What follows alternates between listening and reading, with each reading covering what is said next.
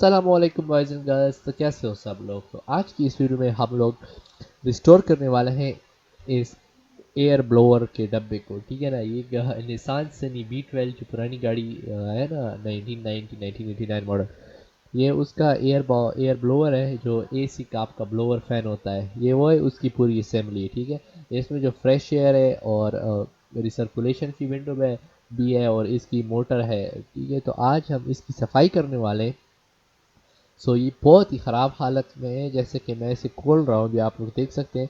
ये बहुत ही ज़्यादा ख़राब हालत में है। ठीक है, इसकी हम सफाई करेंगे, तब हम इसको फिर से बंद करेंगे और तब आप इसकी हालत देख रहे हैं, ये बिल्कुल नई की तरह चमकेगा। ठीक है ना guys, so let's begin to the video.